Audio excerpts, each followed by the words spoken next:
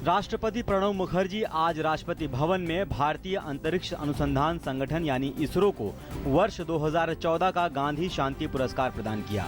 इसरो को यह पुरस्कार विकास और शांति के प्रयासों के लिए योगदान को लेकर दिया गया है।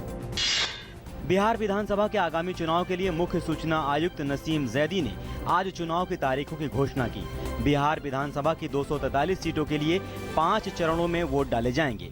पहला चरण 12 अक्टूबर, दूसरा 16 अक्टूबर, तीसरा 28 अक्टूबर, चौथा चरण 1 नवंबर और पांचवें और आखिरी चरण के लिए मतदान 5 नवंबर को होगा। 8 नवंबर को मतगणना होगी। सरकार ने आज अहम फैसले लेते हुए स्वर्ण बॉन्ड योजना को हरी झंडी दे दी है। कैबिनेट के फैसलों के बारे में जानकारी देते हुए वित्त मंत्री ने कहा कि अब सोने को बैंक में जमा करवाकर ब्याज कमाया जा सकेगा। सरकार ने केंद्र सरकार के कर्मचारियों और पेंशन भोगियों के लिए महंगाई भत्ते में 6% बढ़ोतरी को मंजूरी दे दी है। इसके साथ ही सरकारी कर्मचारियों का महंगाई भत्ता उनके मूल वेतन का 113% से बढ़कर 119% हो जाएगा। सरकार ने संसद के मानसून सत्र के सत्रावसान का फैसला किया है। वित्त मंत्री अरुण जेटली ने संवाददाताओं से कहा कि सत्रावसान का फैसला मंत्रिमंडल की संसदीय कार्य समिति की बैठक में लिया गया।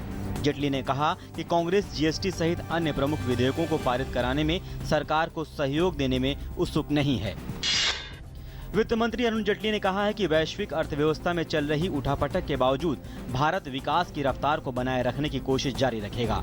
वित्त मंत्री ने कहा कि सरकार कालेधन के मुद्दे पर नरम रुख नहीं अख्तियार करेगी। जेटली ने उम्मीद जताई है कि 1 अप्रैल 2016 से देश में जीएसटी लागू हो सकेगा, क्योंकि ज्यादातर राजनीतिक दल जीएसटी के मुद्दे पर सहमत हो चुके हैं। केंद्रीय गृह मंत्री राजनाथ सिंह ने युवाओं में नशे की समस्या पर चिंता जताते हुए कहा कि सरकार युवाओं में नशे की लत को कम करने के लिए हर संभव प्रयास कर रही है। इस संबंध में गृह मंत्री ने दिल्ली में कोलंबो प्लान ड्रग एडवाइजरी कार्यक्रम के 2 दिवसीय कार्यक्रम की शुरुआत की। राज्य सरकारों के एसिड अटैक मामले में राज्य सरकारों के हलफनामे दाखिल न करने से सुप्रीम कोर्ट ने मध्य प्रदेश, मिजोरम, केरल और कर्नाटक के मुख्य सचिव को कारण बताओ नोटिस जारी किया और पूछा क्यों न आपके खिलाफ कोर्ट की अवमानना के तहत कार्रवाई की जाए। इस मामले की अगली सुनवाई 23 सितंबर को होगी। बिहार विधानसभा चुनाव की तारीखों के ऐलान के बाद एनडीए में अब सीट बंटवारे को लेकर सरगर्मियां बढ़ गई हैं। इसी कड़ी में बिहार के पूर्व मुख्यमंत्री और हिंदुस्तानी आवाम मोर्चा के अध्यक्ष जीतन राम मांझी ने दिल्ली में बिहार बीजेपी के चुनाव प्रभारी अनंत कुमार से मुलाकात की। वहीं लोक जनशक्ति पार्टी के अध्यक्ष रामविलास पासवान ने भी अनंत कुमार से मुलाकात कर पार्टी की स्थिति स्पष्ट करने की कोशिश की। कॉल ड्रॉप की बढ़ती समस्या का हल निकालने के लिए ट्राई चेयरमैन ने टेलीकॉम कंपनियों के सीईओ से आज मुलाकात की।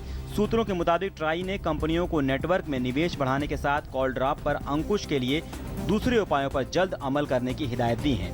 इसके अलावा कॉल ड्रॉप और सेवाओं की खराब क्वालिटी के लिए ग्राहकों को मुआवजा देने पर भी कंपनियों के साथ बातचीत हुई है।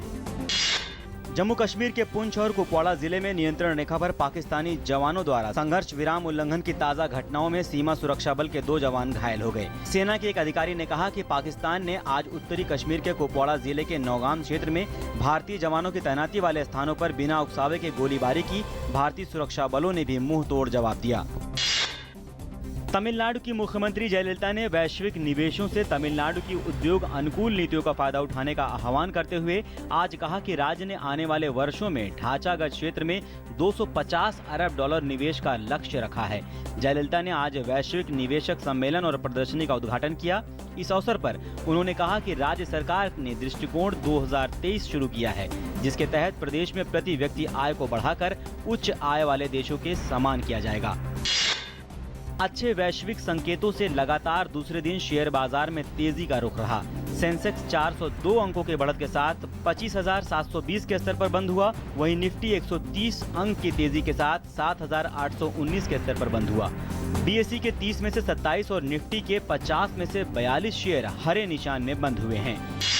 विदेश मंत्रालय के प्रवक्ता विकास स्वरूप ने कहा है कि यमन के मोखा में नाव पर हुए हवाई हमले की चपेट में आने के बाद 7 भारतीय लापता हैं। हालांकि हमले की जद में आए भारतीयों में 13 लोग सुरक्षित हैं। स्थानीय नागरिकों और मछुआरों के हवाले से मीडिया में आ रही खबरों में कहा जा रहा है कि यमन के हदीद बंदरगाह पर सऊदी गठबंधन ने तेल तस्करों को निशाना बनाकर हवाई हमले किए।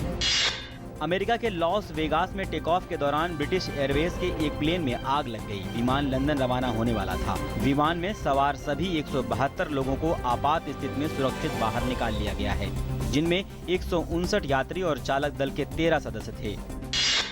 जेम्स टेलर के पहले वनडे शतक की मदद से इंग्लैंड ने ऑस्ट्रेलिया को ओल्ड ट्रैफर्ड में खेले गए सीरीज के तीसरे वनडे में 93 रन से हरा दिया।